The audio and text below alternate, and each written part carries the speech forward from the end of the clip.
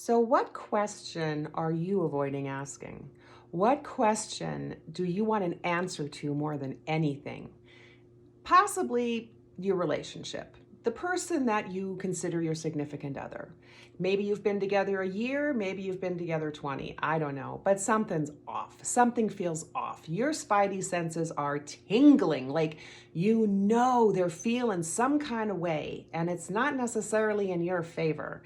You can feel them, you like emotionally backing up or completely leaving, but they're still showing up physically. And you're like, what the hell is going on? But you don't want to ask because the answer could be really painful and the answer could be really inconvenient because, well, now we live together or we're married.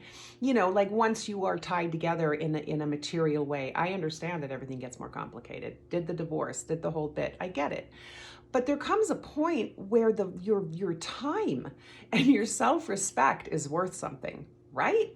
So my drum that I usually beat is that the person who is inching out should actually do the thing. They should speak the truth. They should tell the truth. They should honor the time of the other person by admitting, I'm kind of done. I've been done. I've been afraid to say anything, whatever it is. But they're going to just confess that you are wanting to move on is usually what I go on about. But on the other side of that is the person who can sense this.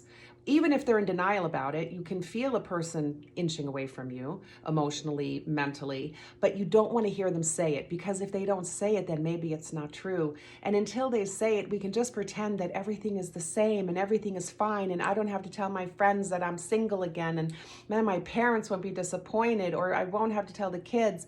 All the reasons that we stay with people are so crazy, but we forget that everything has an ending. Like difficult things end. And if you start this process and you just see it through, there's always an end to it. And at the end, everyone knows what's real and what's not real, and everyone can move on and live their authentic life and not pretend that they feel a way they don't feel. And again, it's a good example for our children. That's my other big thing.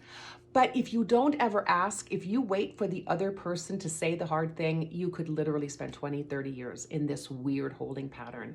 It's not healthy. Your time in this world is limited, literally physically limited. Don't you want to spend it with the person that's right for you, or maybe no one? Who knows? But don't you want to live an honest life? Don't you want to use your years here wisely? And if no one asks the hard question and nobody tells the hard truth, this is how we end up with a world full of couples that kind of hate each other, or on a good day pretend the other one's not there. I want better than that for us. Ask the question.